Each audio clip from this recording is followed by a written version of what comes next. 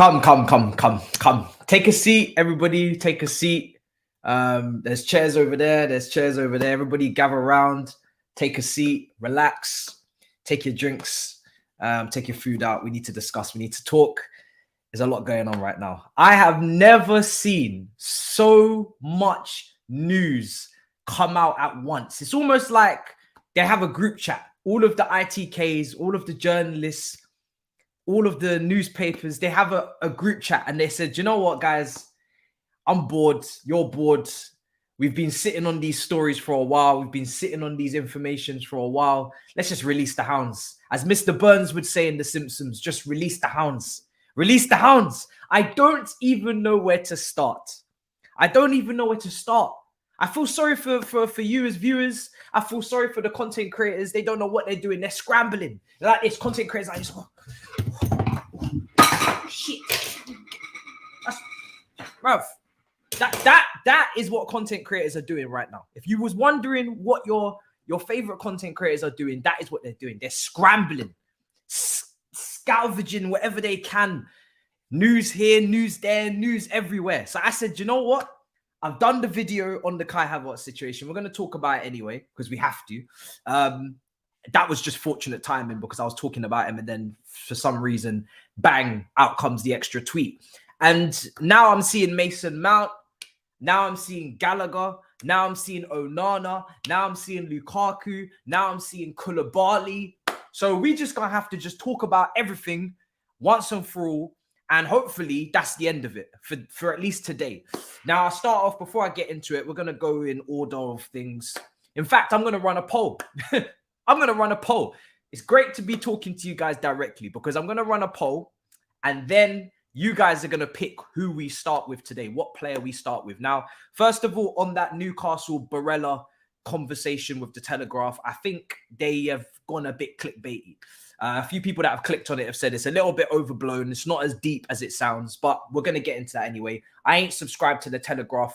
They were taking $1.99, $4.99 out of my account just monthly. You know when you subscribe to something and it's so cheap. It's like the Athletic. It's only £1. Oh, no problem. I can do £1. £1. You know what I'm saying? One fish. And then suddenly it's not £1 anymore. Do you know what I mean? Suddenly it's not £1 anymore. It was £1. Now it's £10 and it's every month. Now, I don't know where that fee just randomly rises. And then suddenly now to cancel subscriptions is taking a phone call or two. Can't find the button to cancel this. So I just haven't done it in a while. So for me, I'm not subscribed, but listen, if it gets sticky, I might have to because I need to be reading what's going on now.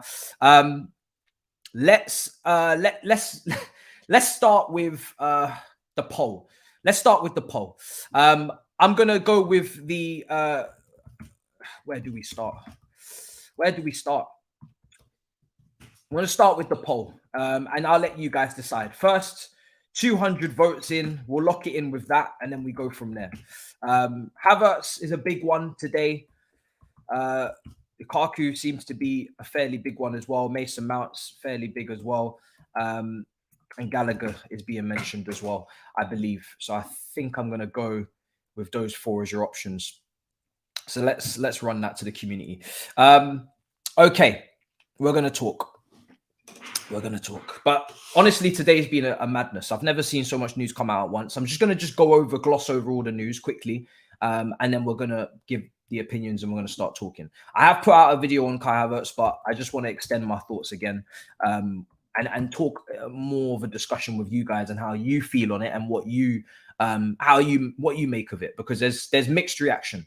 Now, Kai Havertz contract expires in 2025. As I said in my video, there's an imbalance here because Mason Mount's contract expires in 2024. Kai Havertz's contract expires in 2025.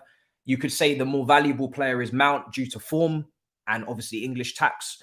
And then you could also say Kai Havertz is obviously, being out of form, not really in form for the 3 seasons he's been here, but he has longer on his contract. So there's a little bit of, a balancing act in terms of valuation, because 1 year left on a contract for Mount, you shouldn't really be able to command as much as we're trying to command. But let me just roll through the news today, and then we're going to go to the poll, and I'm going to go where to start. So this all kicked off This all kicked off earlier today. And I believe it all started with Jacob Steinberg. Kai Havertz told Chelsea he wants to leave this summer. Bayern Munich, Manchester City have also looked at the possibility of signing him. Looked at the possibility. We've heard that from Bayern Munich before. As I said in the video earlier, they need a striker. Kai Havertz is not a striker. He's not prolific enough. So unless they're going to drop him into the deeper positions where they've got Musiala and they can't get game time to Gravenberch, I don't see that one really materializing, to be honest. And Manchester City, again, loose links. We saw loose links with Man City for Declan Rice. We've seen loose links with Man City for a few players, but until they actually put something on the table, I'm not really sure that's really that concrete either, unless maybe it's a Bernardo Silva replacement. But again, I think Man City would do better than that. And then we move on to breaking news from Ornstein, which is that Arsenal have made a proposal for Kai Havertz. Chelsea are looking for £75 million. There's contact with Chelsea and the player. If he stays, there's optimism he will return to form under Pochettino. That's what Ornstein said. Listen, Chelsea demanding or requesting 75 million is not going to happen, so that needs to come down. But we talk about that in a minute.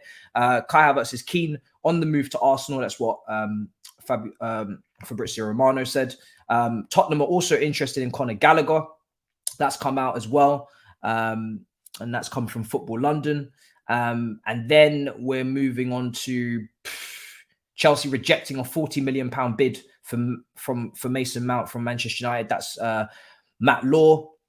There was a meeting. The director is from Inter Milan in London today and met about Lukaku. Chelsea's open to it, but first they want to talk with the new coach Pochettino. Another meeting is tomorrow.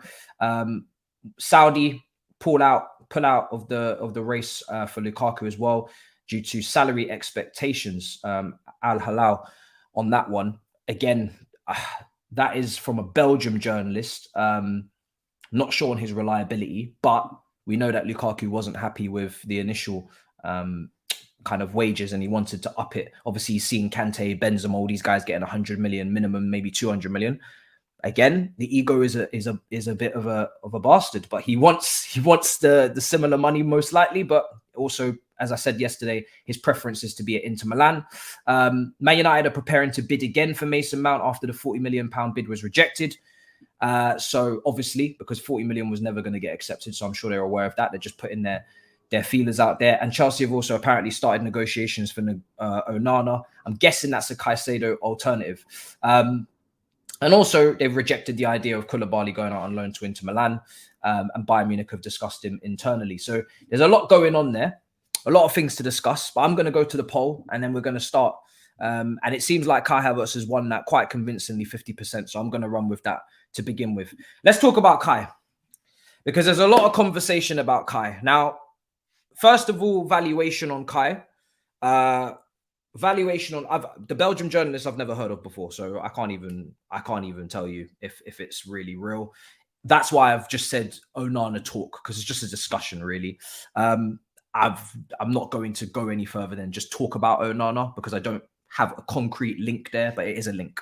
But we'll start with the concrete stuff and we'll work our way down to the loosey-goosey stuff. Let's start with Kai Havertz because that's what's the poll. That's what won the poll.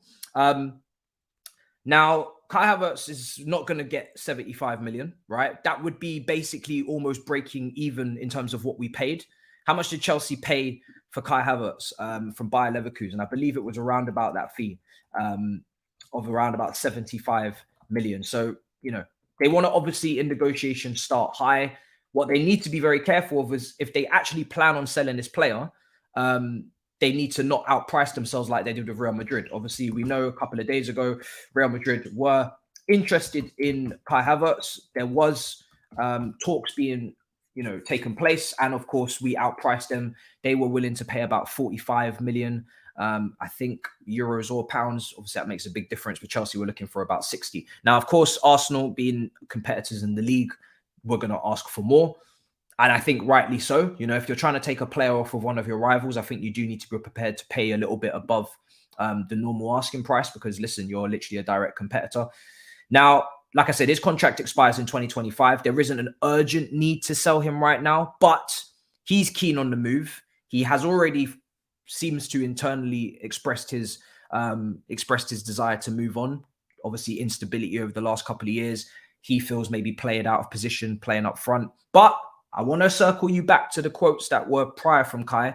He did say that he could play anywhere across the forward line. That is what he said. Now, if the story's changed, the situation's changed, and now suddenly he only feels he can play in a different position, then fair enough.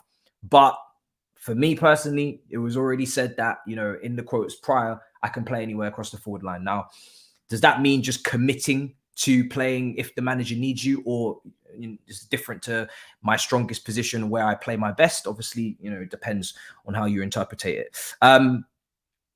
Now, let's see. People are saying we're 12th, you're second.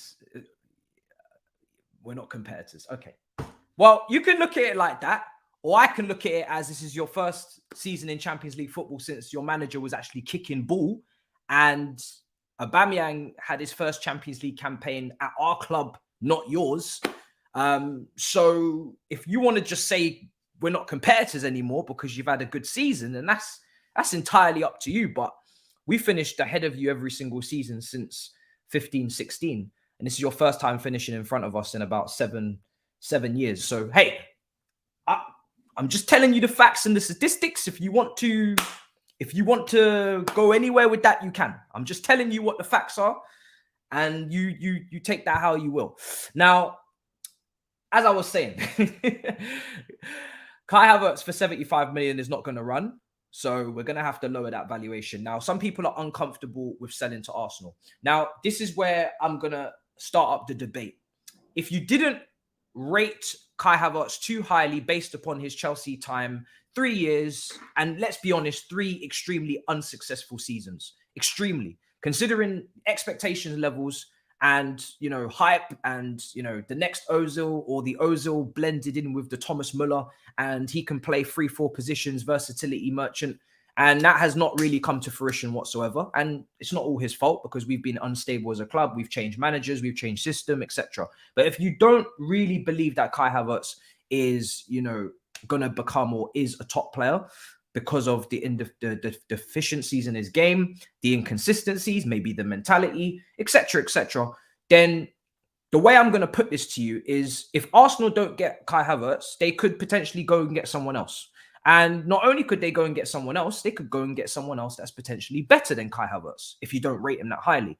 Now, for me personally, the way I'm looking at it is if they pay for Kai Havertz, and there is people in Chelsea that believe that Arsenal won't go and get Rice and Caicedo, and maybe that's because of Kai Havertz and us negotiating on that side of it, then if that is the case where they get Kai Havertz, and that means we have a better chance, and by the way, not a better chance, we have to get Caicedo. For this to work and for me to be happy about this and for us to rob Arsenal of the money and say, right, we're gonna make you pay a decent amount for this player that hasn't really performed, we have to get Caicedo. In no world can they get Kai Havertz, they get Declan Rice, and they get Caicedo, and we end up with Onana, or we end up with, you know, even as much as I rate him and I think he's got huge potential, Lavia, because then our midfield is not really coming anywhere close to theirs. So we can't end up in that situation. But if them getting Kai Havertz takes them off the market for Caicedo, because now that's too much money spent on midfield where they need to get maybe a 4th centre back or they need to get a striker or whatever, then maybe we can run that. We can make that run because I'm more than happy to take Caicedo if you guys take Kai Havertz. That's not a problem. Now, positionally, I just want to say this. I don't understand what Arteta's trying to cook. I was thinking about it after I made my video, while I was making the thumbnail, before I came back here to speak to you guys live. I don't understand what Arteta's cooking. Arsenal fans, you tell me if you understand what Arteta's cooking with this Kai Havertz bid. The only position that I see Kai Havertz playing in that Arsenal team where you get the best out of him is in Odegaard's position. Now, people talk about Xhaka's position. If you go and look at Bayer Leverkusen and him performing at his best and the comps and the passing and the skill and the nutmeg, it's all coming off the right-hand side. You look at his average position, you look at where he played the majority of his football, it's coming in off the right-hand side. You can't, as Kai Havertz as a left footer do the same exact role from the left, cutting in on your right because he has no right foot. So unless you're going to use him differently to what we saw at Bayer Leverkusen on the left of a 3 with Odegaard, which is pretty attacking, it's 2-8s, because let's remember Xhaka was not he's not a Kai Havertz. It's a completely different type of profile. You know, Xhaka is more of a player that can get back, can get nasty and in a tackle, and you know, form potentially a double pivot with a Rice or a Partey or a Caicedo. It's not something that Kai Havertz can do. So you are alternating your shape a little bit. But obviously Zinchenko was tucking in, so you didn't really need him to drop into first phase. But like I said, if you needed him to, you'd want Xhaka to drop in off the ball more than you would Kai. So that's a bit of a different profile there. Now, I understood the Caicedo. If you're cooking with Caicedo, I get it. I envisioned, and work with me here, and we'll see what you're saying in the comments. But if Arsenal have Caicedo and Rice, they are cooking. They are cooking like crazy. They are chefing it up in the kitchen. They are flipping and frying. They are spicing. They are pepper, salt. Forget it. They're going paprika now. They're going, you know, they're going chili powder. They're going with all the spices, because Caicedo and deep it. Just deep this, right? Because this is where Arteta is cooking. Caicedo played a little bit of inverted right back at Brighton in a swap with Pascal Gross. So you could, in a way, flip the team. And if you take Zinchenko out, who defensively was really poor, suddenly now Ben White can tuck in as a centre-back. Caicedo can invert as a right-back into midfield alongside Rice. And you don't have to deal with Zinchenko cutting in, because now you go with a pure left-back to overlap. And that becomes your back 3. Now, for me personally, that is a worrying thought, right? That is a problem, because that makes sense and I can understand all of that. And I'm not trying to give them ideas because they already know this shit. That's why they're interested in Caicedo. But I don't understand the Kai Havertz thing. Maybe I'm being too honest. Sorry. Maybe I'm being too honest. Actually, Kai Havertz would cook for you. Bro, Arsenal, if you got Kai Havertz, he would cook like shit. Don't get Caicedo. He's shit. Go and get Kai Havertz. Kai Havertz would cook for Arsenal. I can imagine Kai Havertz playing up front in the Jesus position and doing exactly what Jesus does, but not as effective in a way, because I don't think he's as effective as a false 9 as Jesus, because Jesus that's his position and Kai Havertz is secondary position. But anyway, Kai Havertz would cook because he's prolific as hell up front. It's exactly what you need as a striker. You need goals up front, right? Everybody's saying you need a different profile to Trossard and Jesus. So go and get Kai Havertz, and he'll get loads of goals up front because he's really prolific. And he didn't just lead this season in conversion rate in terms of missed chances, right? In terms of big chances missed, there's no way Kai Havertz led that statistic for Chelsea this season. There's no way. It's in fact, if you see that statistic, it's wrong. It's lies. Okay, he was prolific as fuck. Okay, he's our top scorer. I think. So go for him. Brilliant move. If you play him in the Xhaka position, I could think of nothing better. I really could. Maybe you could use Kai Havertz left foot to overlap Martinelli, and you could have Kai Havertz swinging in crosses and Martinelli cutting inside. That would be a wonderful little rotation. That's wonderful. I like that. You need a 6 foot kind of luxury player putting in crosses for Jesus. That would be good, actually, now that I think about it. And then you can tuck in Martinelli. I like that. So yeah, go for him. And in fact, you know, he's actually generational. If you haven't heard, the minerals and the vitamins channels, they say generational.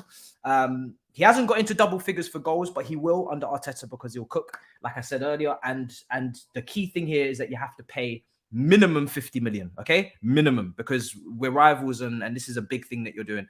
We have Nkunku, and some people will say Kai Havertz was going to be a backup for Nkunku, but he wasn't. He was going to bench Nkunku if you didn't really understand that already. So go for him. He is a key part of our team, and he is not depth for us. He is not a backup 10 under Poch. Why are Chelsea fans losing their minds? I have no idea. I mean, listen, like I said, if you get Caicedo in there, it's all going to be okay. So yeah, for me, it's an interesting one. If you're cashing in, then cash in and go crazy. I'm not too sure what's going on. It's very confusing. But let's see what the next bid is from Arsenal. Are they going to be scared away? we shall see. It's an interesting one. Let's go through some of these comments. Let's go with some of these comments. Let's see.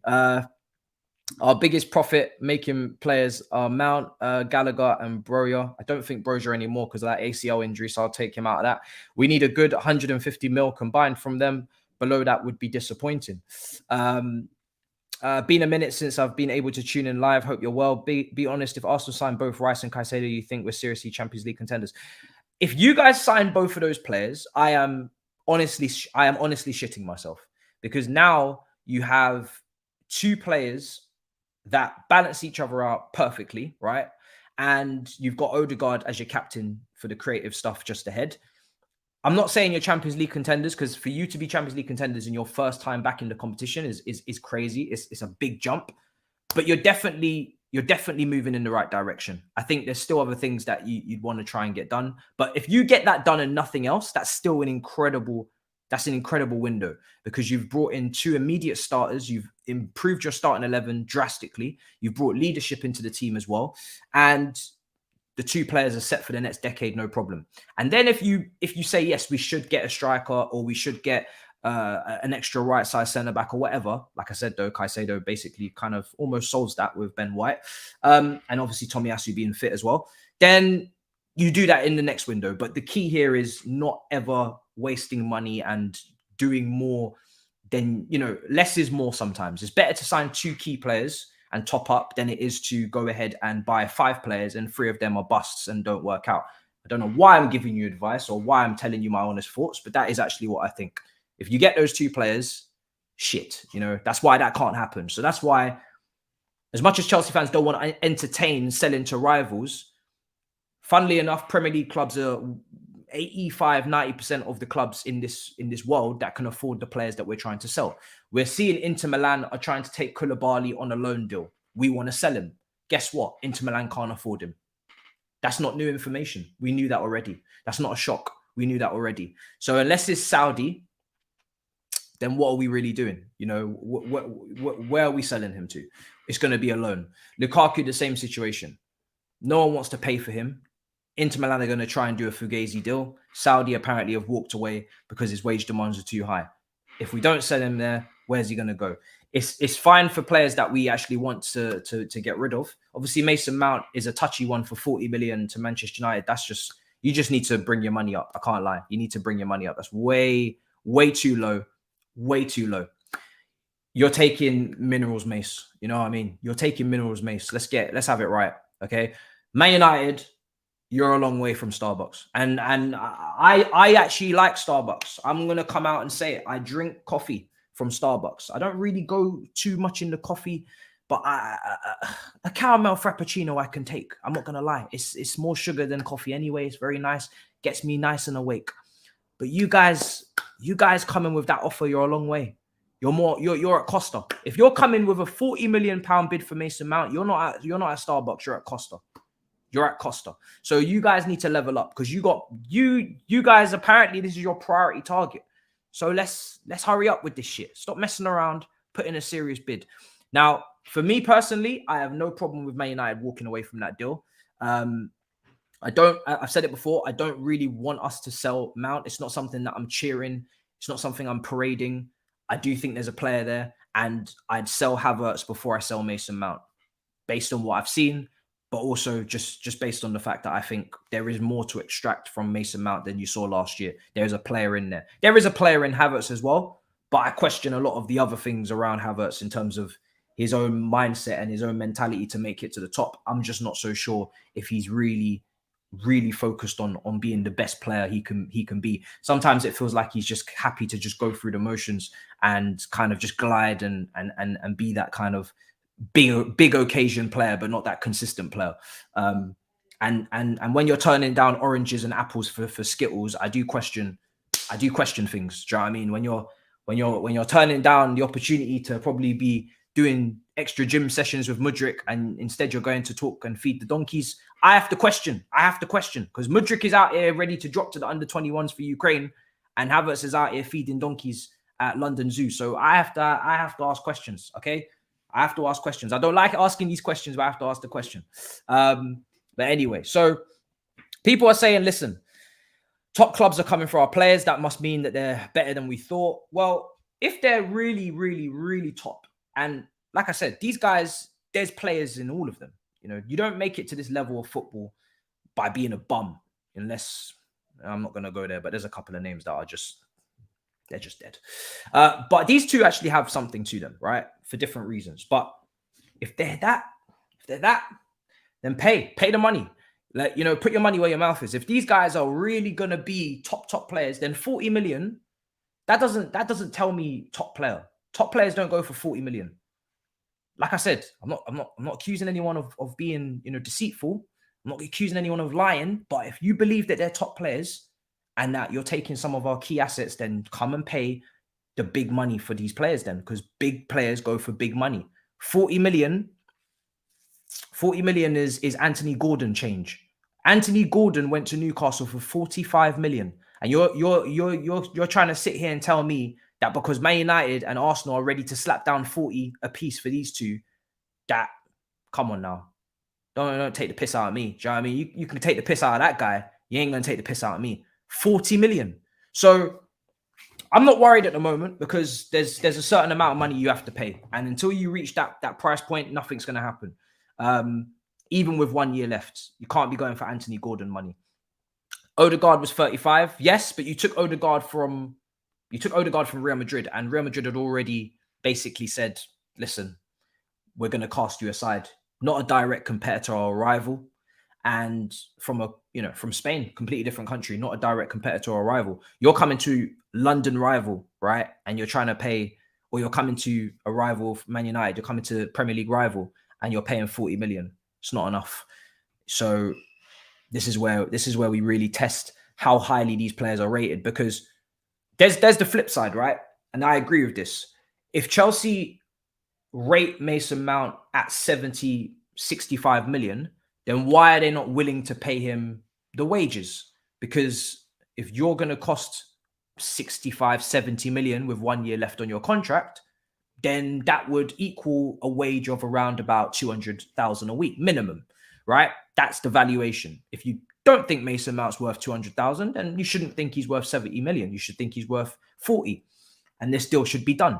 So there is a bit of a confusion there. Now, what I believe to be the case is they wanted Mason Mount to stay, but not as badly as the fans or some fans. So they lowball, or there's conversations about image rights, or we offer you this and then we change the recruitment team and then actually the offer's off the table and we're going to go with a different offer. Actually, no, we're going to offer you 1 year extension instead of a normal contract of 5. Actually, no, we wanted you to sign for 8, but we want you to be on a lower wage than Reece James, but we want you to tie your entire prime up with us for a wage that can't be improved because you're on an 8-year contract. So it's a bit of a strange one.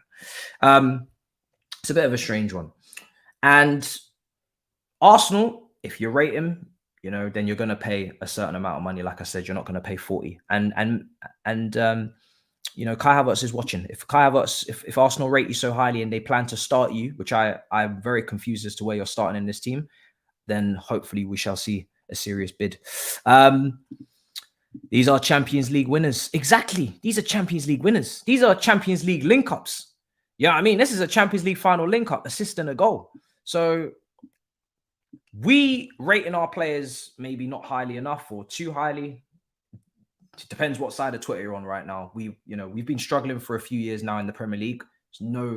There's no confusion about that for various reasons, not just player quality, but also maybe a lack of stability, lack of clear planning, recruitment, etc.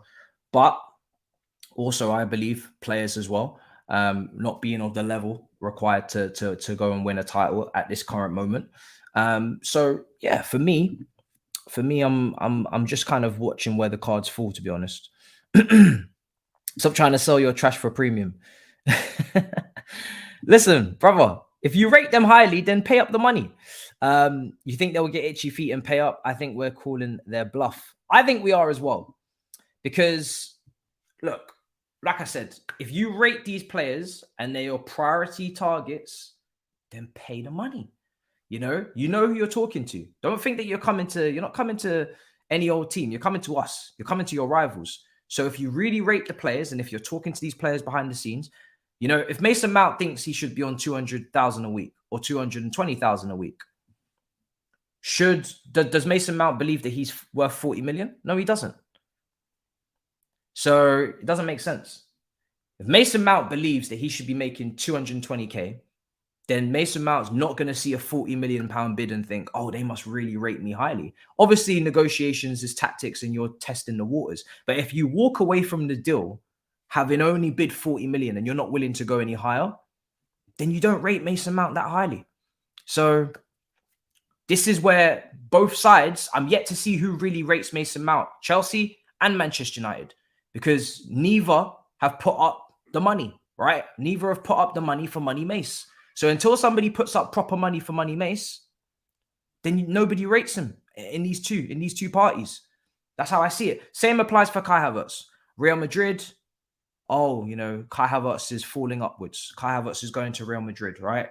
Kai Havertz is clearly underrated at Chelsea and clearly we're not seeing the full potential. Okay, pay the money. If he's so good, why are Real Madrid walking away at 45 million? Why are they walking away at Anthony Gordon money? If he's that good, pay the money. Same applies to Arsenal. If he's going to Arsenal and he's going to cook under Arteta and he's going to play at left side centre mid with Xhaka's position and he's going to do these generational, incredible things that we saw at Bayer Leverkusen, then pay the money. Because until you pay the money, you don't rate him. You're just looking for an opportunity or a cheap deal, which is not the same as rating someone and having them as a priority. If you want someone, if you want a player, you break your back for that player and you go to above the end, you go to the ends of the earth for that player because you think that player is a needle mover. If you think this player is just an opportunity and you just trying to, you know, test the waters and trying to be clever and cute, that's not, oh, everybody in Chelsea, you know, Twitter should start crying their eyes out. Oh my God, all of our rivals want our players. Until our rivals pay proper money for our players, they don't really want our players. They are testing the waters with our players because they know we need to sell. And there's a difference. Chelsea right now are in a position where they need to sell players. Chelsea are in a position where they have a bloated squad. So there are opportunities. There are opportunities arising and there's potentially chances that players can go, you know, for lesser fees than they should. But that doesn't mean that you rate the players highly as people claim. You should rate the player. So yeah, for me, I'm still waiting. The acting. If you come in and put up something serious though, then I'll take it serious. But right now, there's actors. There's a lot of actors. And I'm not gonna fall for it right now. Because I believe these two clubs have alternatives. It's the first time we're hearing about Arsenal going in for Kai Havertz. Real Madrid got outpriced. So, you know, let's see if Arsenal get outpriced. But to flip it onto us, we do need to sell players. And I said it yesterday. We need to sell players. So we also can't afford to outprice them. I'm not asking you guys to pay, you know, 70 million for Kai Havertz. I'm not asking you to pay 70 million for Mason Mount. However, 40 million is disrespectful. And whatever the start off for Arsenal for Kai Havertz, you probably need to go higher as well. Middle ground. We need to meet in the middle. I think Mason Mount for me, like I said, 60. I'm looking for 60. And for Kai Havertz, minimum, I'm looking for 55 as well. I think actually that's what we need to kind of break even on Kai Havertz anyway. If I take a look, there was calculations. Actually, no, Kai Havertz, we break even quite. We actually break even. We shouldn't let them know this. Whisper this quietly, Chelsea fans. We actually break even on Kai Havertz at 28.5 million, but don't let them know that because obviously we signed him ages ago. He's only got 2 years left on his contract, so 28.5 million to break even. But anyway, just we want double that, guys. We want double that. All right, we want double that. Let's see. They're saying I'm on crack for 1 in 60. Said they want a DM and an 8. He didn't mention Caicedo in that article when talking on Arsenal. If we have to sell Kai Havertz to completely eradicate Arsenal out of the race for Caicedo, then I'm willing to do that because I believe Caicedo is more important to us than Havertz. And I think it's very simple to work out. Kai Havertz is not a starter at the moment with Nkunku unless we're playing a different formation. But if we're playing a 4-2-3-1 and everybody's telling me Kai is a 10, which is a new position that he's now going to be, then Lukaku starts ahead of him, right? And Caicedo starts. So depth out, income starter. So it's very simple for me. Very, very simple. Let's see. For me personally, I am more interested in keeping Mount than I am in keeping Kai. That's my personal preference. Chelsea needs to accept less because you downgraded those players, not club's fault. You can't maximize talent.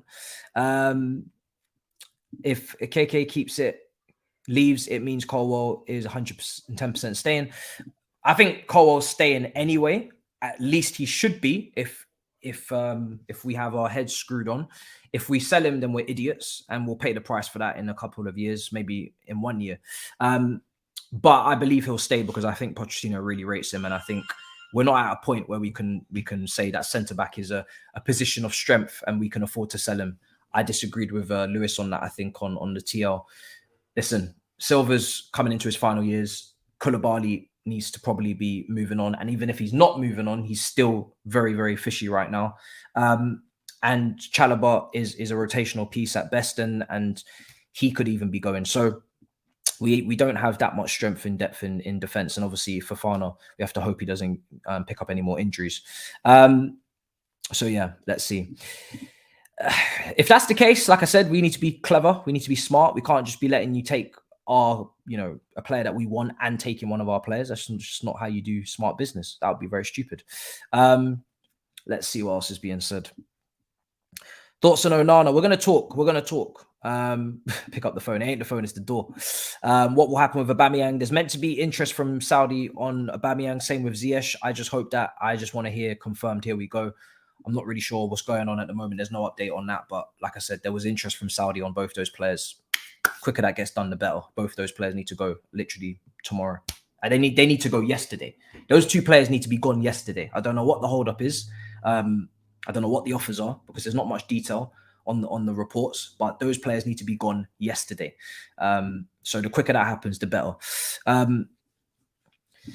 Villa on loan. If we sign this donkey, I'm done. It seems like an Arsenal fan doesn't want Kai. Let me see. Let me see this now. Will Havertz book at Arsenal? Yes or no? It's just a poll. It's just a question. For me, I don't think he's an upgrade in any position he could play in. I think saying that he's an upgrade on Xhaka, yes, from an attacking standpoint, but from a defensive standpoint, he's a downgrade. So, and I don't think the margins are that big. So I think it's probably potential wise, yes, he could explode, maybe, who knows? But just right now, what you're getting and what we've seen in the Premier League, for me, when you take the intangibles of Xhaka as well, the leadership and all that kind of stuff, for me personally, you're not really moving. You're not really moving the needle. Odegaard, there's no point having a discussion. He's captain.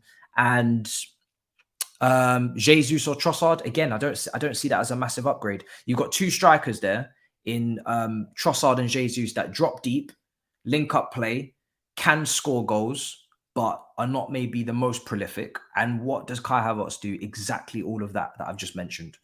So what is the difference? Apart from maybe a little bit more aerial ability, but let's not pretend he's Didier Drogba in the air. So I'm not really sure what the upgrade is, to be honest. This is why I'm cool with this to an extent, because I don't really feel like if you're upgrading Fabio Vieira, then cool. You're upgrading your depth. You're upgrading your bench. He's on our bench and then he's going to your bench. If that means that we get a bona fide starter in Caicedo that takes our midfield to the next level, I'm taking that. You take a bench player from our bench and we'll go and get somebody that starts for us, as you're going to get Rice that starts for you. That's how we equalize. I'm happy with that. I ain't got no problem with that. Plus, you'd be giving us money as well. We need money. Man, you guys have to sell and isn't your side, especially if you and time isn't on your side, especially if you want funds for the income. It's true. And this is why I'm not hopping on the whole, oh my God, all of our players are going to rivals. They must rate them so highly. We're selling all world-class players. We're not. Our eyes have not deceived us that much. We've been watching these players for 3-4 years at our football club. They're not suddenly now these miraculous, incredible players. They are better than what we've done this season, obviously, because, you know, this season we've been 12th. This team is not a 12th place team. This team is much better than 12th. Is this team a 5th place team? Yes, probably. Do we want to be 5th? No, we don't. So am I annoyed that we're getting rid of players that would probably steer us into 5th, maybe 4th by the skin of our teeth, which is what we've been doing every single year since we won the title? No, I'm not. So for me personally, like I said, I don't really want to go too crazy about this, because I do think they're trying to capitalize on opportunities. I don't think it's because they think these players are incredible players. Let's see. He was, yes, he was. As much as people would like to believe otherwise, he does have connections. He does. Let's see. Talk about Lukaku wanting 90 million per year and Saudi deal off. I mean, listen. Yesterday we spoke about Lukaku. Priority is Inter Milan. That is obviously the case. He doesn't want to go to Saudi at his current age, because obviously the narrative is when you go to Saudi, when you make that move, it's because it's the end of your career in Europe and it's the end of your career as a top player.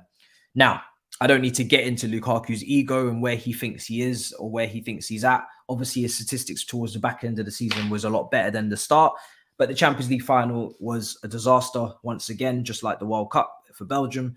But the Belgian one is a little bit, more contentious because he wasn't really fit. This one he choked. Let's just be honest. He choked. He just choked under the pressure, and it's not the first time he's choked under the lights in a big game. So, especially in a final. I can understand why he doesn't want to go to Saudi right now. I'm not happy about it. Obviously, I would rather he just pack up his bags and go to Saudi, but I can't control what someone wants to do. And I shouldn't be able to control it, right? I would rather him go to Saudi, get him off the books, and we keep it moving. But this is why I said yesterday the Inter Milan deal meeting is so important, because he does want to stay at Inter Milan. So we do need to try and make that happen, because that's where he wants to go. And this guy doesn't really do things he doesn't want to do, right? If he wants to do this, he's going to do that. And if he doesn't get to do that, then he's going to do nothing. And we saw that with our own eyes, literally out our club. If he doesn't want to be somewhere, he's not going to perform.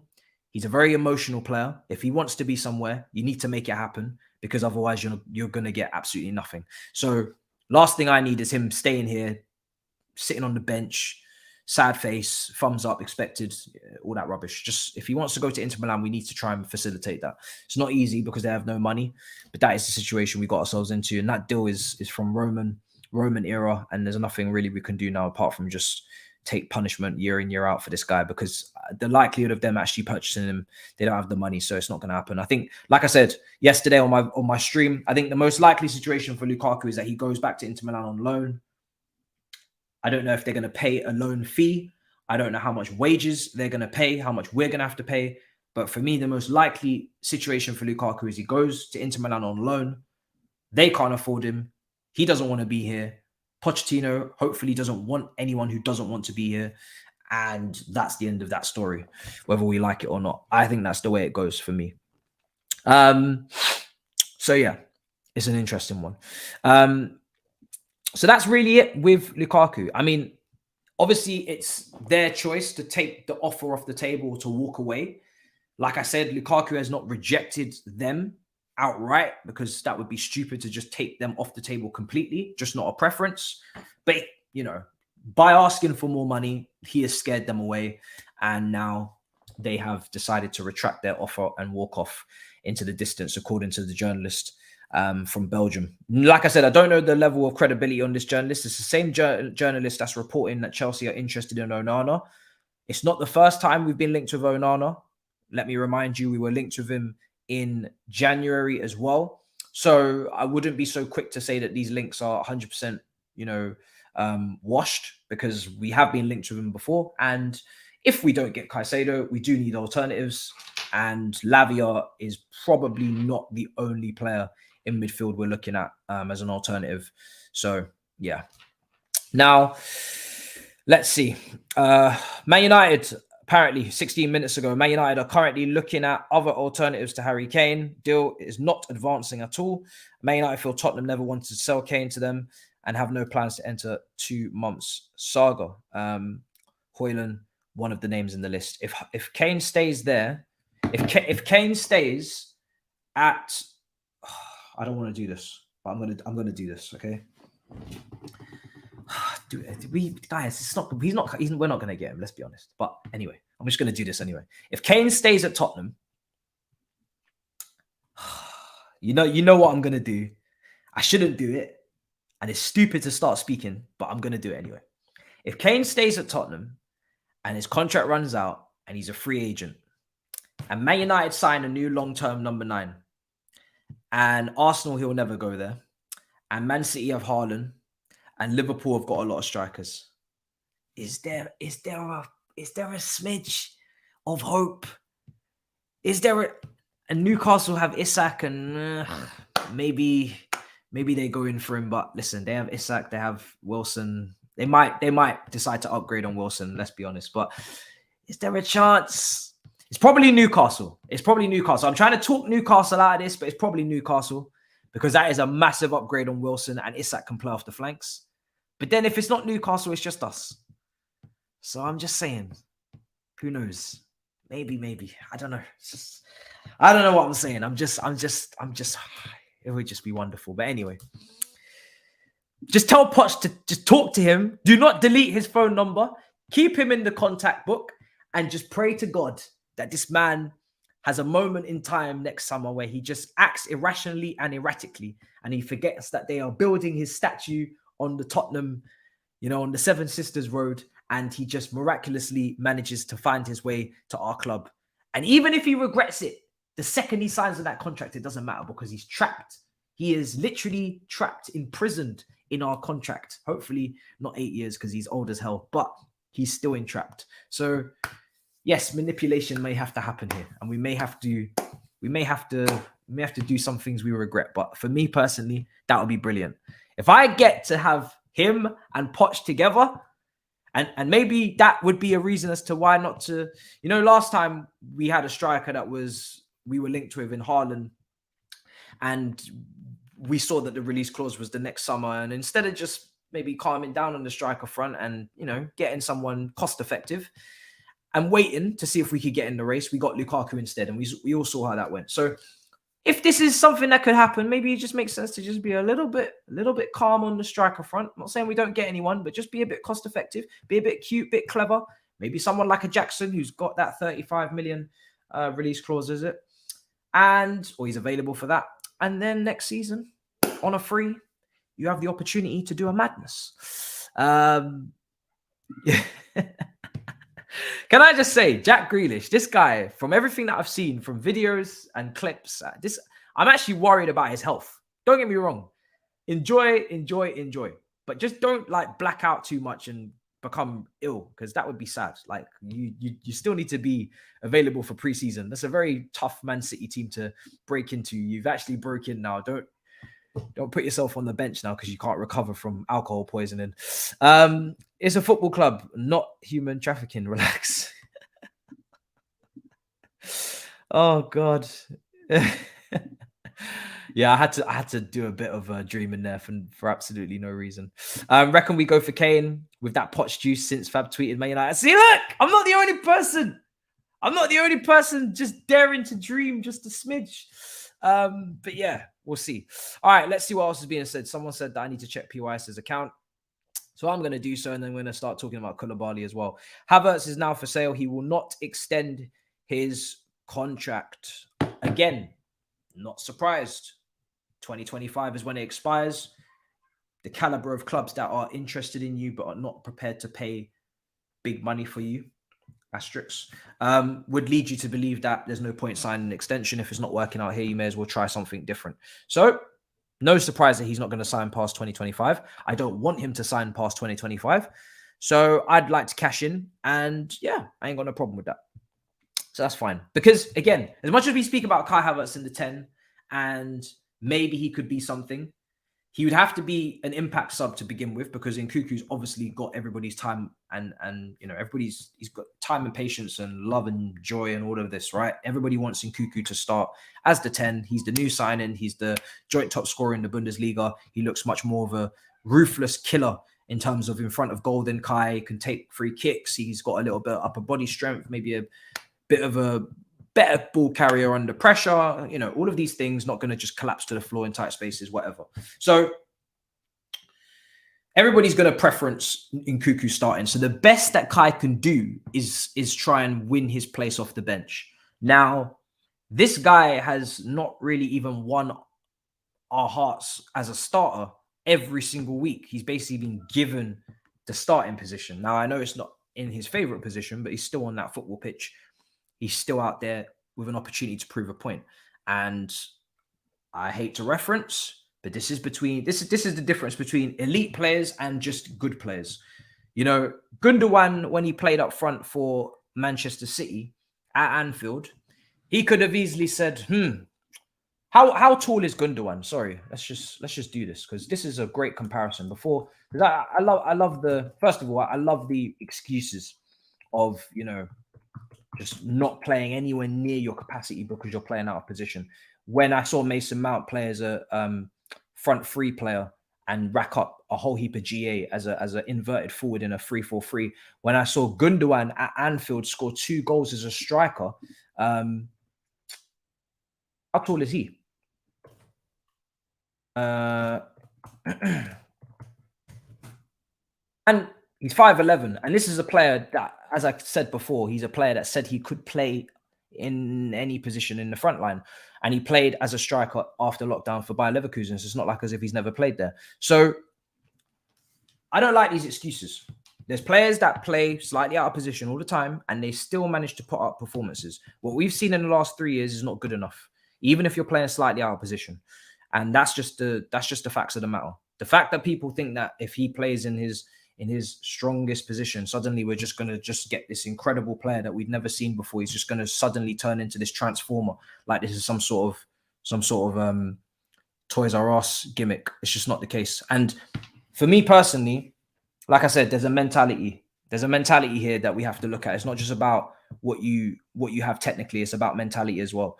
And that is a big question for me. So, that is, I'm just saying there's plenty of positions that people have moved. John Stones has moved to centre midfield. This is where we go from elite to just good. If John Stones can play centre midfield and Gundogan can play up front with coaching, obviously they have the best coach in the world in Pep. We don't have that. But listen, I think Kai Havertz under Pep could probably play up front. So I don't think he's just this 10 that can't play anywhere else. I think that's a little bit of an excuse and a little bit of a get out a jail free card for some of his biggest fans. But let's see what happens. Monaco are interested in Mendy. Yeah, I mean, that's a loose report. Let's see what happens. Let's see what happens with that one. It's exactly why Caicedo is so important for us. Can play 6, 8 and right back. What about his great Germany form?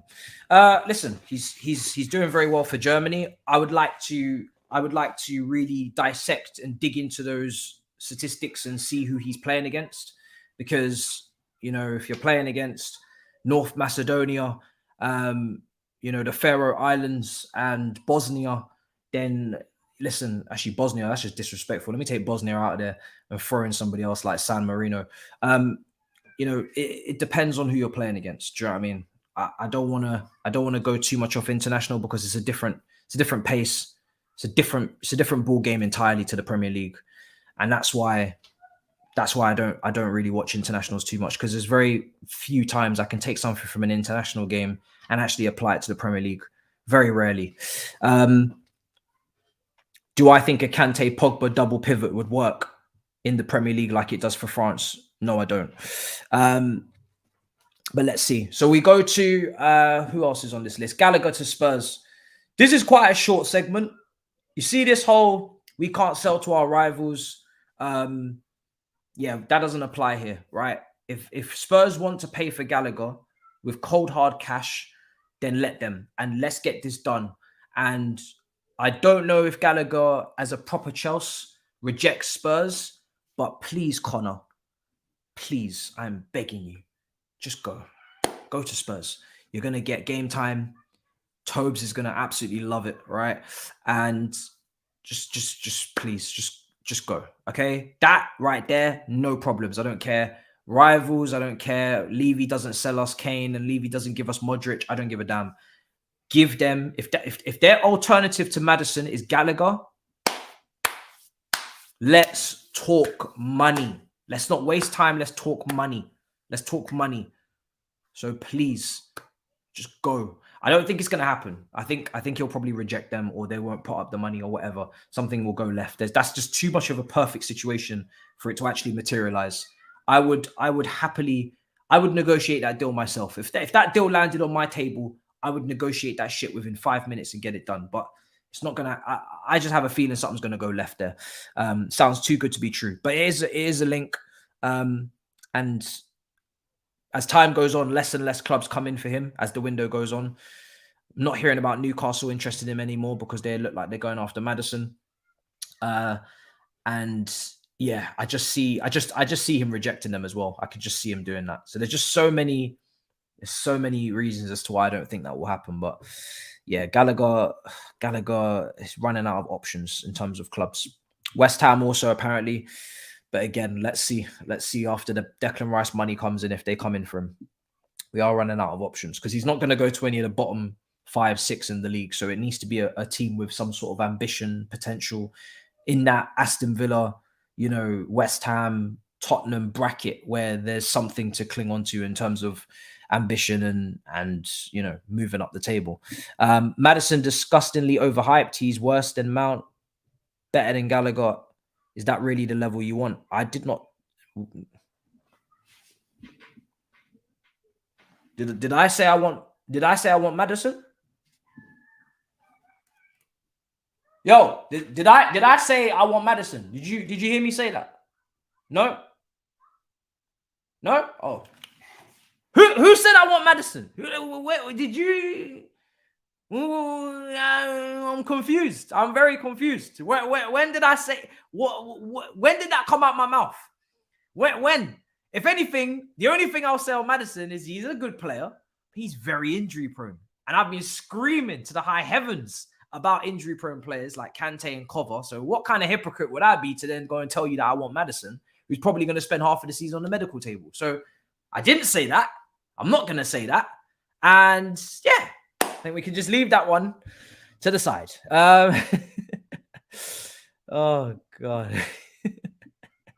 I just didn't say that. It's just a flat out lie. It's happening. Barella to Newcastle is on. Kingsley, where are you seeing this information? The Telegraph said that, right? We are linked to Lavia Onana, but not Paulinho yet. Indeed. Let's talk about Onana.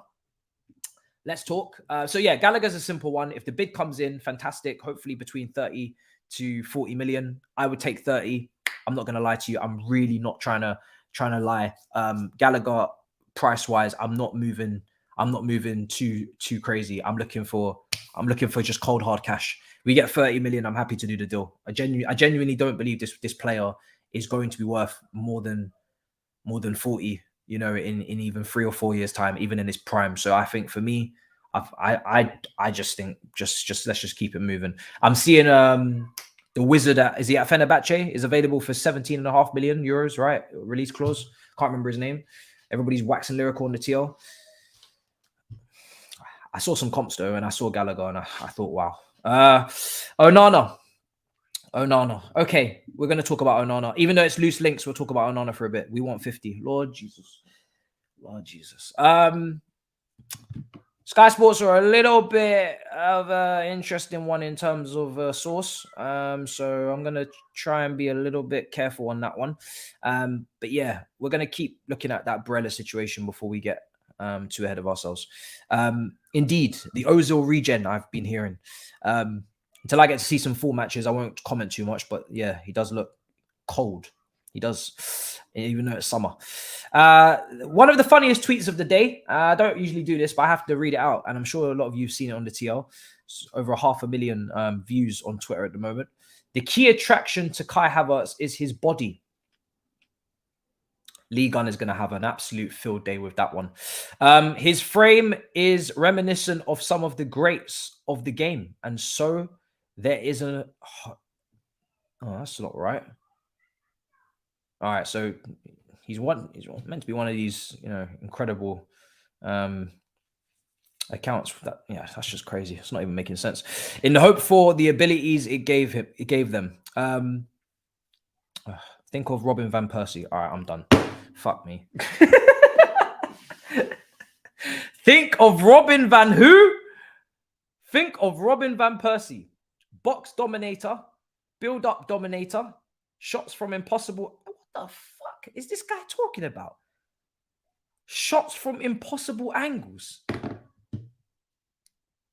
Now, let me tell you something, right? This right here, you see me, I was doing a little bit of sarcasm earlier, as you probably would have noticed. This right here is blasphemy. This is blasphemy. This guy sends shots from impossible angles. What are you talking about? Like, genuinely, what on earth are you talking about? Shots from impossible angles. This man is not right in the head. But anyway, it's one of those accounts that have a bio that says football is a feeling and a story. You know them accounts. Banners, inside mechanics and all. Yeah, you know them ones. You know them ones. We all know those type of accounts. They're a good follow. Okay, I don't know what's going on there. I'm just going to just ignore that. I can't believe Van Persie has been mentioned, but we're just going to let's just move on. So that was hilarious. That was hilarious. That's crazy. Wow.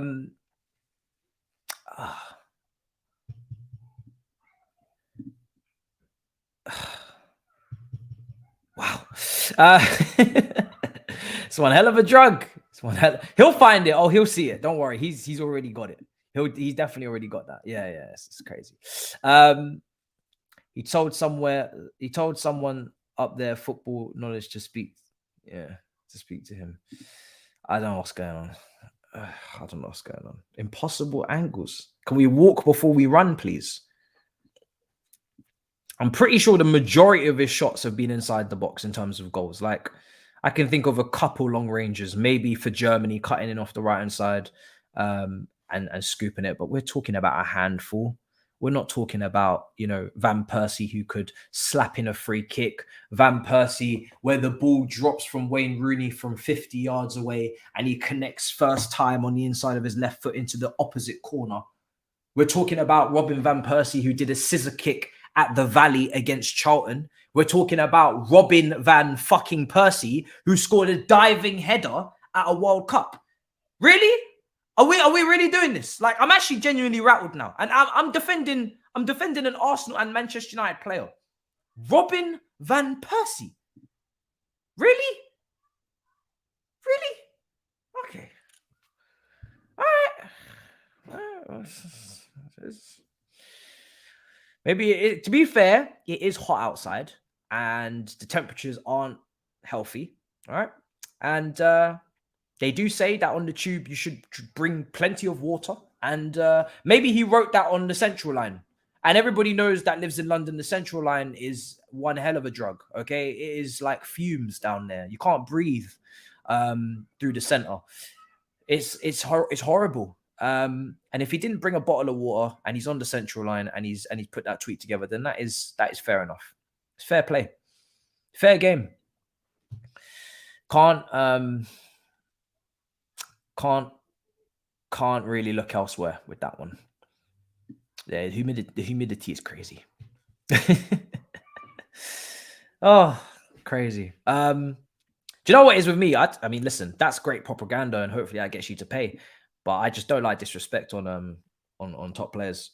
Revision, people talk about revisionism and nostalgia, but that's just disrespectful. So yeah, we have the Kai Havertz situation to round off before we go to the final, Onana and Koulibaly. But even that we've kind of glossed over. With Kai Havertz, we have a bid. Well, has an official bid gone in? Well, it's not close to what we need. So we'll get there with you guys on that one. Like I said, Arsenal, if you really rate him, you're coming with a serious bid. Manchester United, exactly the same goes to you. Gallagher, Tottenham, please put something in officially. And Koulibaly, Saudi. I don't know if you're interested, but I'd love it. And I think you deserve it. Do you know what I mean? And purely because we need to make space, and it's a proposal. Okay.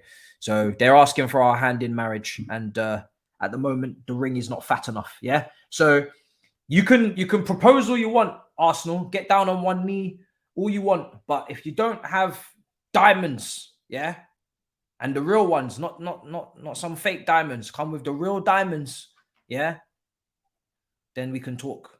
None of this foolishness. And we've done good business together. So let's be very respectful here. We've taken Giroud, turned him into a European champion. We've taken Ashley Cole, turned him into a, multiple Premier League winner and European champion. We've taken Fabregas indirectly. We gave you, obviously, David Luiz, Willian. You gave us Aubameyang as a payback. It goes back and forth. But let's be serious now with the money. Because we know you guys got money. So let's not be silly now. Let's see what else is being said. So we got Onana links. Like I said, I'm just going to talk on Onana for a little bit. It's not really the most concrete link I've ever seen in the world because I don't really know the guy too well. So I haven't really verified him too much. I can't really, I just can't really vouch for him too much. But Onana is a step down in terms of targets in comparison to what we've been linked with previously.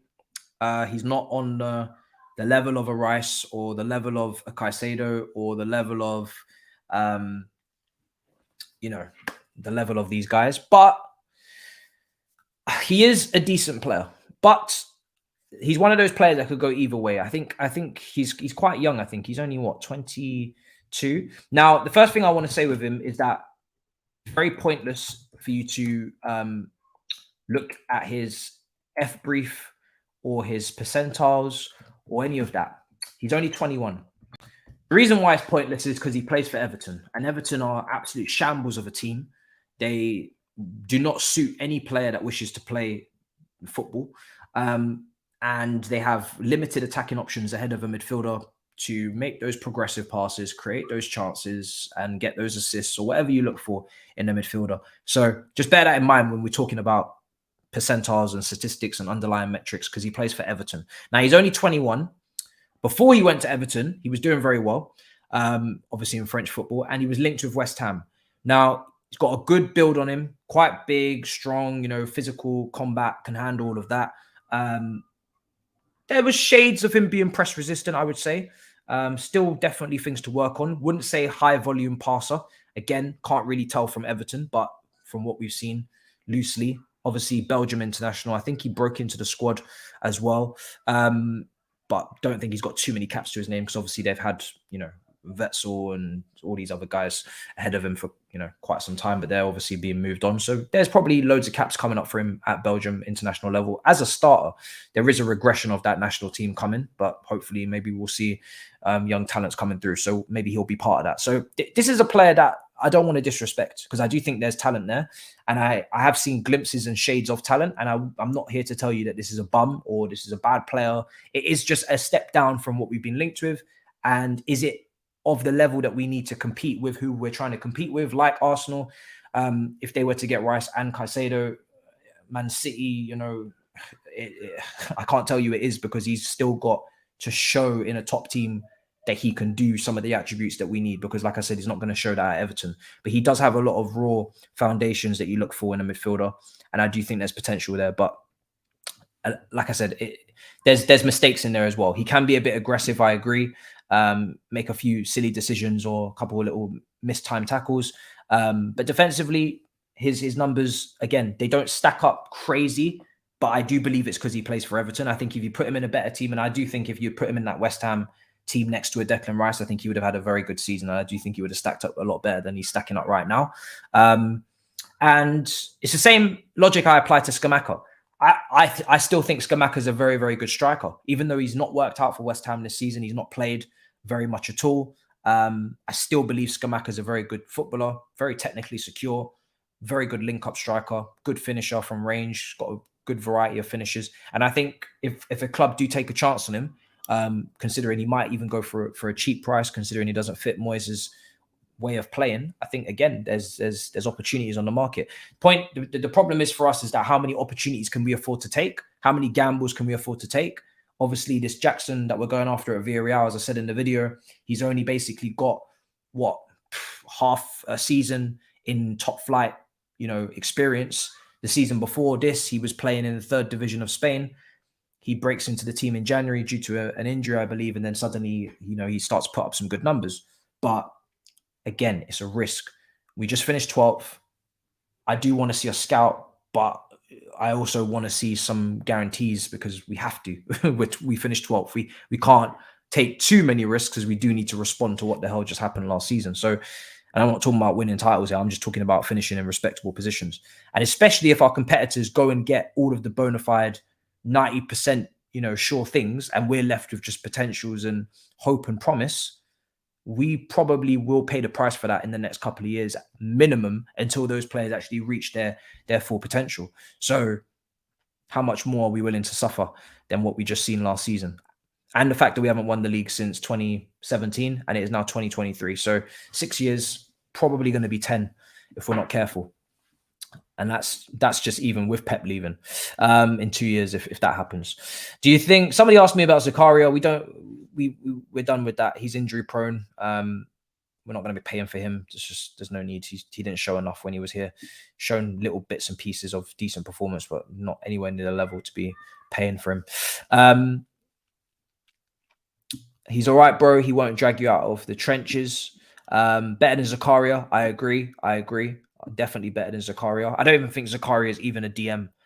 I think he was just profiled as a DM for us or as a sitter because we saw his build and we thought, well, we have nobody like that right now, so he's going to have to do it. But I don't think that's his natural game. I think he was a box-to-box midfielder when he was playing before the Juventus move, as far as I'm aware. He's good too and cheaper. I think, if you bring in a Caicedo and you bring in an Onana on the cheap, or however much he might cost, that's a good couple of signings. If you get a Caicedo and you get an Onana, I think that's two good solid buys. You've got two different profiles there, two different statures, but also you've got a little bit of a guarantee more in Caicedo and more of a bit of a bigger name there. And then obviously you've got Onana who's got maybe untapped potential. So I think that's same with Lavia and Caicedo. I think if you do both of those, again, you get good balance.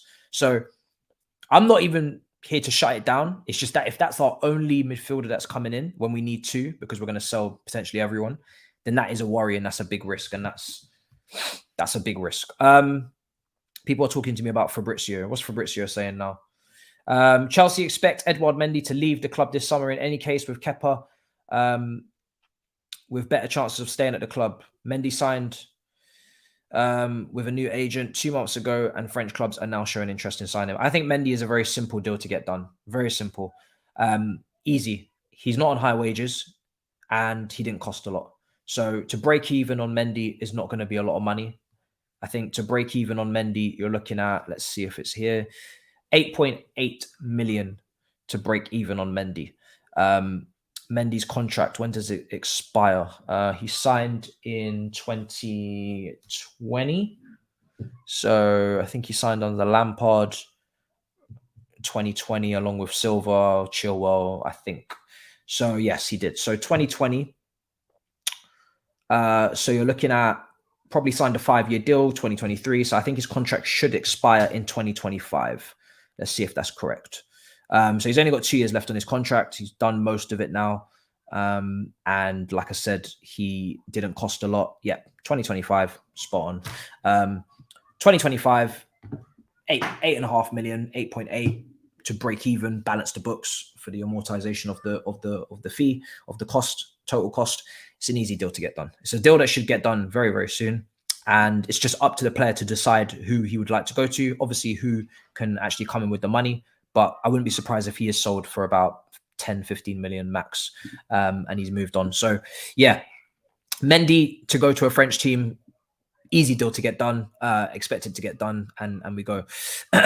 Good on the good ability on the ball, great PMP, yeah, brilliant PMP, brilliant. You know, gonna win a bundle of aerial duels. Definitely gonna get into enough physical combats and win a large percentage of those. And on the ball, like I said, yes, I've seen little glimpses here and there of him being press resistant, of him being good on the ball. But there's a lot of untapped potential there. I wouldn't be angry, but like I said, I would like a kind of a statement midfielder, because it is a midfielder. It's a position that we've neglected for so long. It's not like the striker where we've tried year after year, stop gaps, big names. We've put loads of money down the drain, and we've just exhausted all of our, resources. And the market is not great for strikers, where I'm like, okay, maybe we need to be a bit more cute and clever. Midfield we've neglected since we signed Cover under. Well, Cover and Jorginho, wasn't it, under Sarri, and then Enzo came in. So it's a position we've neglected. So I think we should be putting resources into this position. For me, this is probably the area of the pitch where we need to put the most resources in, and maybe the goalkeeper. So, and Onana shouldn't cost too much from Inter Milan, as I said. I think he was available for about 50. So for me, yeah, we need to get someone upper echelons, guaranteed top quality, and then we can go with a untapped potential as well. And then we go from there. I think it's a good one. All right, let's see. So yeah, I'm actually all right with the Onana thing. It depends on the price, but Caicedo is priority, and that's how it stays. And then after that, I'm not too fussed about Onana versus Lavia versus etc. I like Lavia a lot as well. Okay. I think it's between Lavia and Onana. I'm fine with either. I think personally we're looking like we could need two. If Gallagher goes to Tottenham, if Carney maybe goes on loan to AC, if Mount goes to Man United, if Kai Havertz goes to Arsenal, you're looking at probably maybe needing two, unless even if Cassidy and Santos maybe are promoted, that leaves you with Cassidy, Santos, Enzo, and then you get one new incoming midfielder. Those guys go straight onto the bench and become your immediate impact players off the bench. It's a bit of a risk, but listen, we got to find out somewhere or another if these guys could potentially be our top midfielders for the next few years. That's what we bought them for. Don't understand why teams are not going for Keylor Navas. We're going to wrap up the show very, very soon. Just kind of flicking through the last little bits of pieces here and there. I'm just trying to see if I've missed anything. I don't want to come off missing anything. It's been a very wild day of news. It's been a lot of news flying about. But I think it's weird. It kind of all just went in one burst, and now it's kind of calm and quiet, which is good, because I just need to kind of let everything marinate, to be honest. It's been a little bit mad. But yeah, we'll see if the Onana link is really all that. But like I said, it's not the first time we've been linked, so I'm not really too shocked. Who was the midfielder we were linked with in January that I was just absolutely just like, no? Onana was one. And I was actually like, that's fine. That's not, it's not the dream, but I can actually see where we're going with that one. And there was someone else that I just could not even fathom why we were interested. And I think they're from the Premier League. Oh, yes. Matisse Nunes. That's it. I did a video on this. I remember. It was Onana and it was Matisse Nunes. I'm cool with Onana. Matisse Nunes. No, thank you. No, thank you. Yeah, just I'm not interested. Alvarez, we didn't even go back in for him. Now, yes, update on London Clubs Carnage. This should have been out, and we have the footage, but the file is absolutely humongous. It's like 195 gigabytes or some shit. It's massive. So we have it. It's in the process of being edited. It took a very long time to download, and hopefully I expect it to come out tomorrow. It's a fun episode. It was shot in person. It is kind of looking back on the football that was played. Conference League, obviously you want your reaction. Dan Lawless, Thabz, Champions League. So it is maybe a little bit out of the context, but at the same time, it was a funny episode, and it wasn't just about football. We spoke a little bit about other things, just bus jokes, and it was just funny episode. And it's the final one of the season. So yeah, that will hopefully drop tomorrow. So we go from there.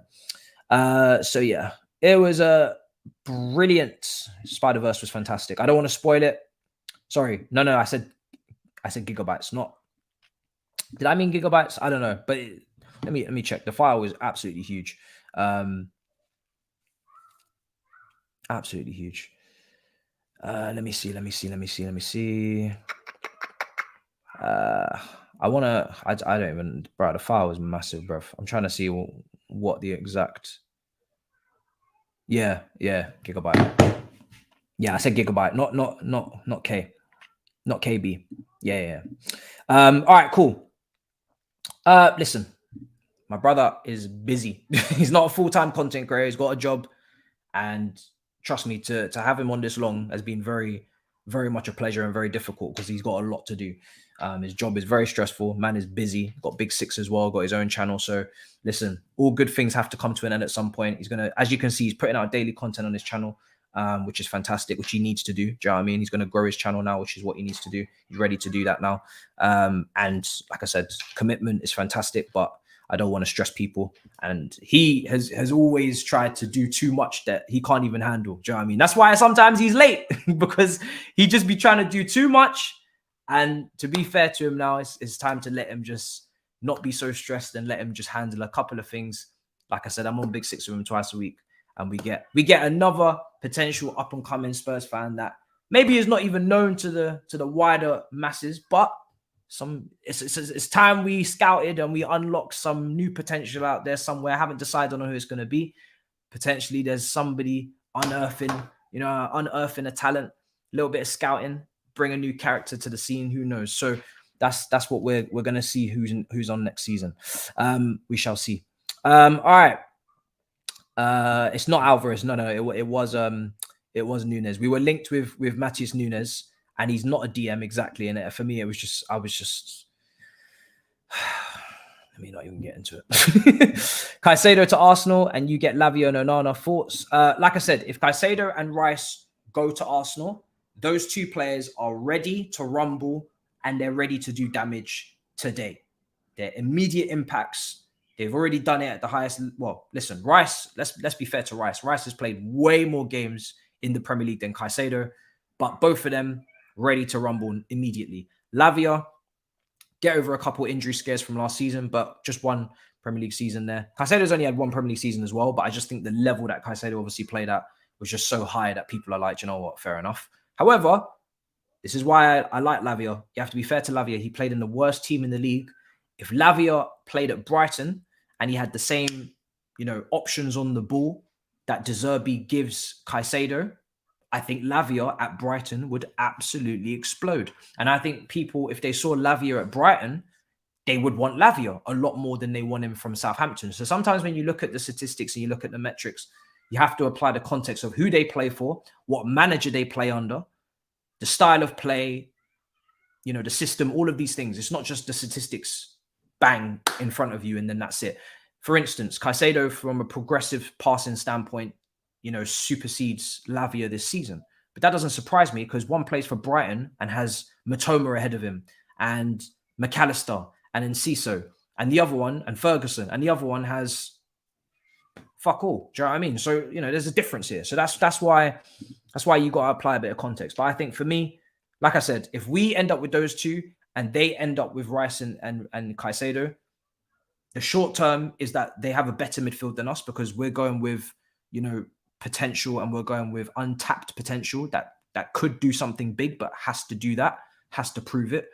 They're getting bona fide upgrades and they also long term have these players as well because they're not old, they're young, so they win. Let's be honest. If they get those two and we get those two, they beat us. As simple as that.